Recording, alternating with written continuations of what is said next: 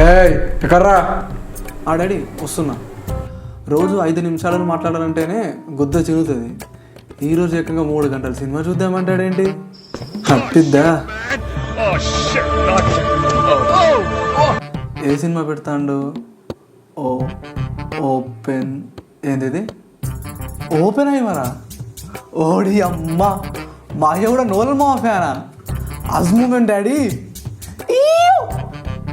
ఐటమ్రా నాయన. మా అయ్య సినిమా చూసుకుంటా ఎట్లా దిగుతాడు డాడీ? ఓరి నా అన్ఎక్స్పెక్టెడ్ కుత్తంది. ఇంకా వాడెవడికో పోలాండ్ పళ్ళు పట్టు స్టార్ట్ చేస్తే ఆడెవడో ఈడెవన్నో ఆపడానికి బాంబు కట్టి పెడితే దానివల్ల 2,20,000 మంది సచ్చారని నేను బాధపడుతుంటే వాడు ఆటం బాంబు అయినా కనిపెట్టాడు. నువ్వు 3 పూటలు ముల్లా పందిలా తిని పడుకుంటున్నావు అంటే ఏంటి? ఇదేం దింగు డాడీ? సరే నేను పనికి మాలినోన్ని ఒప్పుకుంటా, కానీ నువ్వు అన్నంత కాదు. ఏదో బాధ్యత మర్చిపోయినోని దెంగితే వాడు బాగుపడతానంట. దెంగితే అదో లెక్క. నన్ను దెంగడమే నీ జీవిత ఉద్దేశంగా పెట్టుకున్నావేంటి నాన్న? రాత్రి మా వాడు బాగా చదివి ఫెయిల్ అయినా పర్వాలేదు, వీడు ఏనాడైనా ఏం చూసుకున్నా అంత పొగరు, ఏం చూసుకుని నీ అమ్మ అసలు ఈ వరల్డ్ వార్ 2 జరగకపోతే బాగుండు. మా అయ్య నన్ను దెంగేటోడు కాదు. నీ ఓపెన్ కుత్తం దెంగ. అసలు ఈ నా కొడుకు ఆటమాం ఎందుకు కనుక్కున్నాడు? నన్ను దెంగడానికి కాకపోతే తెలుసుకున్నాక ఊరికి ఎందుకుంటా? పదండి కలిసే దెంగించుకుందాం.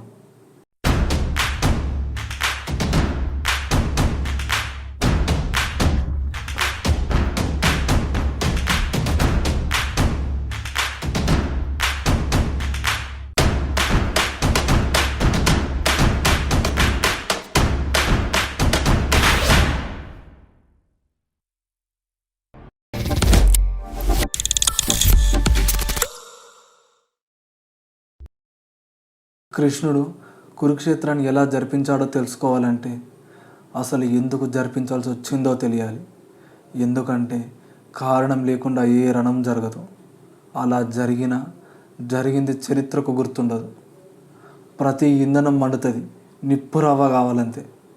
వీళ్ళు దెంగులకి ప్రతి ఒక్కడు పరిగెత్తిచ్చి కొడతారు. హిట్లర్ని అంటారు కానీ నీ యవ మా ల్యాండ్ లాగేసుకున్నారు. మా డబ్బులు నష్టపరిహారం అని దెంగేశారు. ఆర్మీ కెపాసిటీ 1,00,000 చేసి దెంగారు.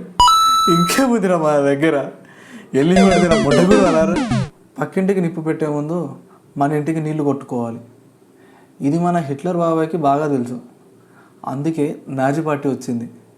మెల్లగా జర్మనీ అయినా కంట్రోల్లోకి వచ్చింది. ఈ గ్యాప్లో జపాన్కి ఇటలీకి అస్సలు ఉత్సాగట్లే. దొరికినట్టు దెంగుతున్నారు.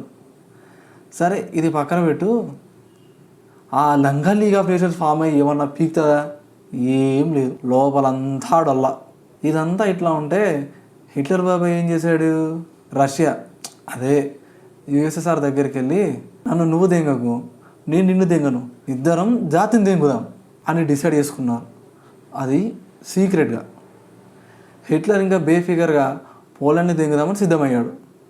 తర్వాత తెలిసిందేగా వరల్డ్ వార్ 2 షురు అయ్యింది. ప్రపంచం మంట కలిసింది. ఎట్లనో ఏడు మీకు కట్టి బ్యాక్గ్రౌండ్ అయిందిగా. అసలు ఎందుకు ఈ దెంగులాట? మీరు వీళ్ళని ఇంతలా దెంకపోతే ప్రశాంతంగా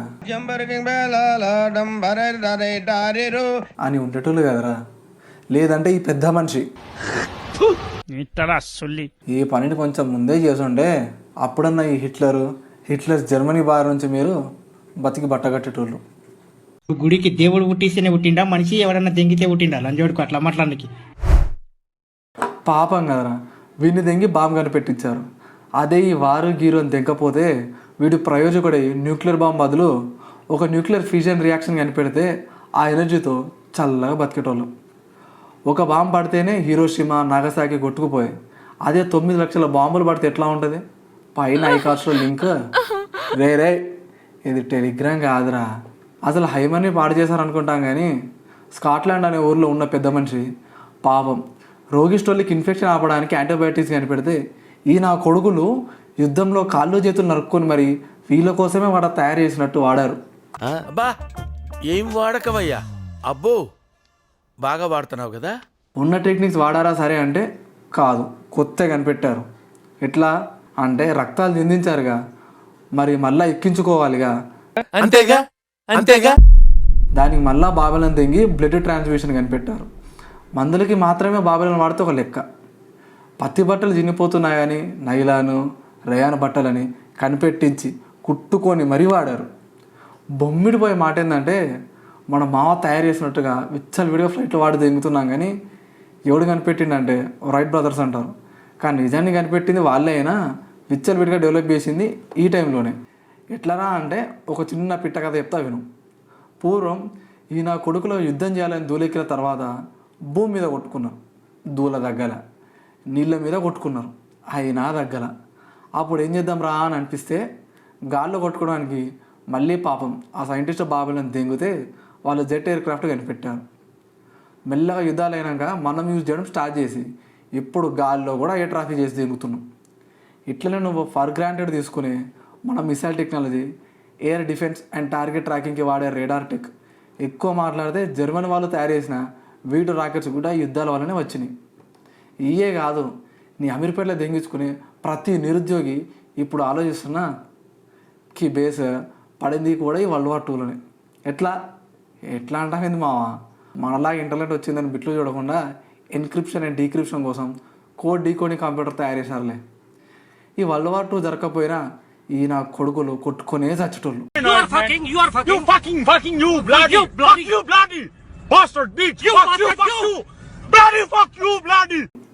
పాష్గా వరల్డ్ వార్ అని పేరు దానికి. అయితే ఈ యుద్ధం టైంలో వెపన్స్ అమ్ముకొని డబ్బులు చేసుకున్న యుఎస్ఎస్ఆర్కి బదులు ఏ జపాన్కో అన్ని కంట్రీస్ని వ్యతిరేకించాలయించిన యూకేకో జరిగేది. అంటే వరల్డ్ వార్ 2 జరగకపోతే పవర్ డైనమిక్స్ చేంజ్ అయ్యేవి. ఇప్పుడు డాలర్ బదులు ఏ ఎన్నో పౌండో ఉండేవి. పోనీలే కొట్టుకుంటే కొట్టుకున్నారు, మనకి మాత్రం ఇండిపెండెన్స్ ఇచ్చారు.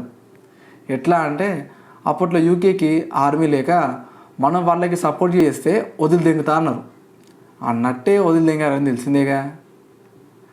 అయితే గుడిసిందేవాడు అంటే యూకే వాడు. ఆ వారు గెలవడానికి అన్ని కంట్రీస్ హెల్ప్ తీసుకొని అన్నింటినీ వదిలి దెంగాల్సి వచ్చింది.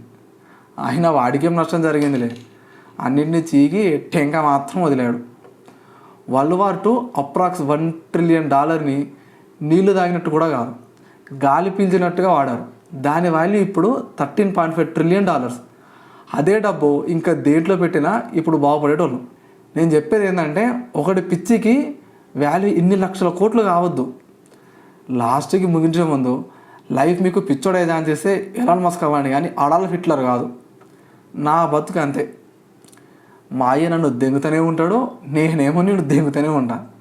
సర్లే, లైఫ్ ఛాన్స్ ఇచ్చినా ఇవ్వకపోయినా లైక్, షేర్, సబ్స్క్రైబ్ చేయడం మర్చిపోకు. రే డాడీ మళ్ళీ ఇక్కడ ఉంటే ఇంకో సినిమా అంటాడేమో, దెంగేయడం బెటర్.